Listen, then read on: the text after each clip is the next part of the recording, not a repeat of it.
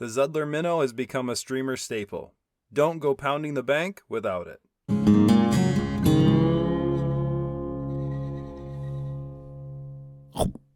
The Zuddler can be tied in a variety of sizes and colors.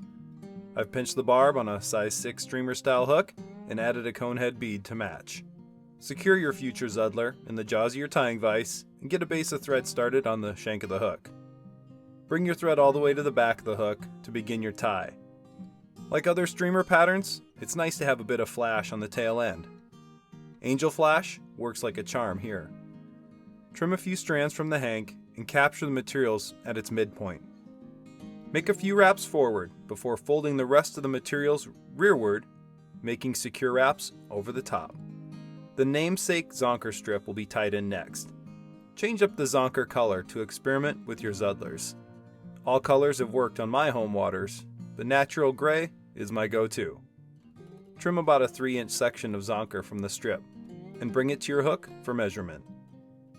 Pull the fur forward to uncover the hidden hide where you decide to establish your tie-in point. Capture the hide of the Zonker on the top of the hook and make a few strong wraps to hold it in place. Pull all the materials towards the back and use a small clamp to hold them in place if you need to. Little hair clips come in handy for keeping these materials out of the way, especially when tying larger patterns. Progress your tying thread forward, just in front of the newly tied in Zonker. There we're going to add a flashy body of polarized fire star dubbing. Get your fingers sticky, and use your best roll spin technique to create a solid noodle of fire star. Create a uniform body about 3/4 up towards the eye of the hook. You may leave this body as is, or use a dubbing brush to tease out the fibers a bit. I tend to tease mine out at the end of the tying process. Next, pull the remaining Zonker strip forward so that it sits on top of the Firestar body. Stroke the Zonker hair forward a bit to reveal the hide and your desired tie-in point. Make a few securing wraps over the Zonker hide and then trim the excess with a sharp set of scissors. Take additional thread wraps to cover any leftover hide still exposed after the trim. I love adding gills to my streamer patterns, and that's why I appreciate the Zuddler so much. The favorite gill material on my bench is always red saltwater angel hair. Trim a small clump of angel hair from the hank, similar to the angel flash that was cut at the tail portion of the fly. Tie the gills in the same way by capturing the center portion of the material, making a few wraps forward, before folding the remaining angel hair back and tying it down. Pull all the gill fibers away from the hook, and then trim them to a desired length. For a little extra movement and shimmer, I'm using Super Floss in place of rubber legs. Super Floss is a thin, elastic material resembling both floss and rubber legs combined. It works great on terrestrials, baitfish, crustacean patterns, and buggy nymphs. Use one strand of Super Floss for each side of your fly. Wrap the material around your tying thread, halving the floss, and ziplining it down to the hook shank. Make wraps of thread to secure the floss in place, and cover a small portion of the floss to ensure it remains rearward facing on the fly. Zip line and capture one additional piece of Super Floss on the other side of the hook, and get ready for the messy part. Deer hair. But first, watch me drop this clamp on the back end of this fly like bloop. For the collar, cut a medium-sized clump of deer hair from your patch. Use a comb, finger, clean any short guard hairs and underfur that may be present. The better you clean your hair, the easier it'll be to create a beautiful flared collar.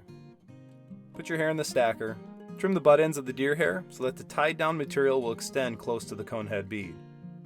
Make a few tight wraps of thread before advancing your wraps forward through the butt ends of hair. Make consecutive wraps to begin covering up any exposed butt ends at the front of the fly. Bring your thread rearward again towards the original collar tie-in point with slow and even thread pressure.